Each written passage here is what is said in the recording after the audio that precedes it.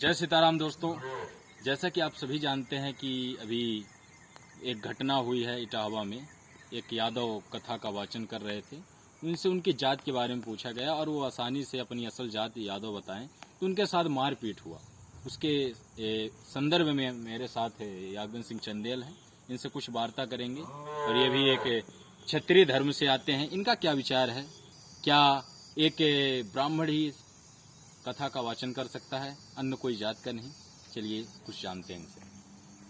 आपका बहुत बहुत धन्यवाद। नहीं, बहुत बहुत आभार कि मुझे आप इस टॉपिक पे बोलने का अवसर दिए। जैसा कि आप जानते हैं कि ये बहुत ही बर्बरता के साथ ये कृत्य किया गया, ऐसा नहीं होना चाहिए। आप क्या कहते हैं? ये जो भी हुआ है काफ़ी निंदनीय है, ऐसा नहीं होना चाहिए। समाज की जो कुरीतियाँ हैं वो बड़ी बढ़ती जा रही हैं। एक तरफ हम बोलते हैं कि एकता की बात करते हैं, और एकता तभी हो पाएगी हमारी विचारधारा एक होगी, और हमारी विचारधारा अलग होने के कारण यही से हो शुरुआत। ऐसी चीज़ें सोच रही हैं और काफ़ी निंदनीय है और जघन्य है। ऐसी चीज़ें नहीं होनी चाहिए। यदि कोई व्यक्ति कथा का वाचन करता है, भगवान की कथा कहता है, और यदि उससे पूछा जाता है कि तुम किस जात से हो और वो बोल देता है मैं यादव हूँ, तो क्या उसके साथ मारपीट किया जाना चाहिए? क्या उसके ऊपर मूत्र का छिड़काव किया जाना चाहिए? क्या वह सबके पैर छुए? क्या ये सही है? आप कहाँ तक सही समझते हैं? देखिए, ये मैं तो कल्पना तक नहीं कर सकता। ये कल्पना मात्र में ही गलत है, तो इसको करना तो बहुत ही अपराध है।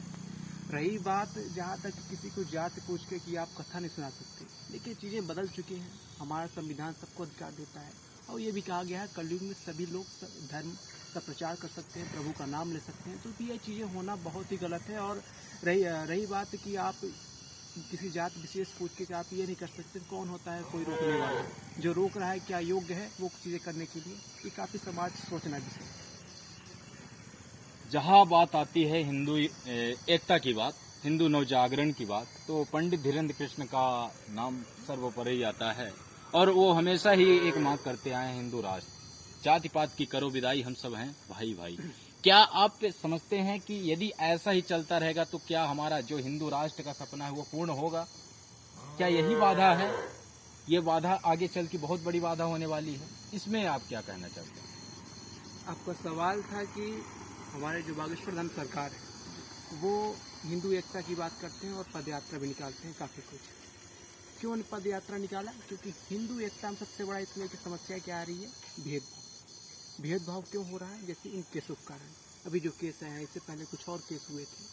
असल में क्या ऐसे केस हो क्यों रहे हैं? पहले हमें केस का कारण जानना चाहिए। असल में क्या है, जो लोगों की मानसिकता है ना, वो अभी तक कुचली हुई है, दमन की हुई है, उसे लोगों को ऊपर उठना है। अब ये सोच रहा मैं ही कर सकता हूँ, ये बहुत ही बड़ा अपराध है। क्यों आप ही कर सकते हैं? इस समाज में सभी लोग हैं, सभी का अधिकार है। योग्यताएं जन्म से नहीं आती, वो आपके कर्तव्य कर्म से आती है। आदमी जन्म से नहीं बड़ा होता। क्योंकि ठीक है, मानता हूँ भगवत गीता में लिखा गया है कि श्री भगवान बोलते हैं कि चातुर्वर्ण्यम में शिष्टा गुणा कर्म च विभागश्च।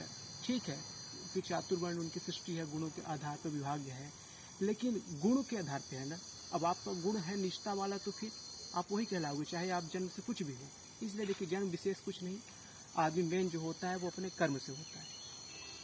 बहुत ही सुंदर विचार। कुल मिलाकर इनका कहना है कि व्यक्ति जाति से महान नहीं होता है, कर्म से महान होता है, और उसका कर्म ही बताता है वो किस श्रेणी में आ रहा है। 4 वर्ण हैं वो ठीक है, लेकिन आप जिस तरह का कार्य कर रहे हैं उस श्रेणी में आ रहे हैं। यदि आप पढ़ाई शिक्षा देने का कार्य कर रहे हैं तो आप ब्राह्मण के योग्य हैं। यदि आप देश की सेवा कर रहे हैं, देश की रक्षा कर रहे हैं, ब्राह्मण की रक्षा कर रहे हैं, तो आप क्षत्रिय के रूप में हैं। यदि आप वही सेवा कर रहे हैं तो शूद्र के रूप में हैं। यदि व्यापार कर रहे हैं, लोगों के घर घर तक आप सामान पहुंचाने का कार्य कर रहे हैं, तो आप वैश्य का काम कर रहे हैं। इसमें कोई ये नहीं है कि आप जाति से वही जाति के हैं। यदि आप ब्राह्मण के घर में पैदा हुए हैं तो आप ब्राह्मण ही होंगे। ये कदापि हमारा सनातन धर्म नहीं कहता है। ये कुछ ये धर्म के नाम के जो ठेकेदार हैं, इन्होंने ऐसी क्रूतियाँ फैला दी हैं, ऐसे अंधविश्वास फैला दिया है कि उन्हीं के कारण आज ऐसे जघन्य आप देख सकते हैं अपराध हो रहे हैं। मैं सभी से यही गुजारिश करना चाहता हूं कि इसके पक्ष में, इसके विरुद्ध में बहुत बड़ा सख्त कार्यवाही की जाए। बहुत बहुत धन्यवाद आपका हमारे साथ मिलने के लिए। बहुत बहुत आभार आपका कि आपने हमें मौका दिया और इस विषय में बोलने के लिए। देखिए मैं तो इतना ज़्यादा होशियार नहीं हूँ, लेकिन भगवान की कृपा से जो भी बोला उसके लिए बहुत बहुत धन्यवाद आपका, और प्रभु श्री राम को बहुत बहुत धन्यवाद। जय सीताराम। जय सीताराम।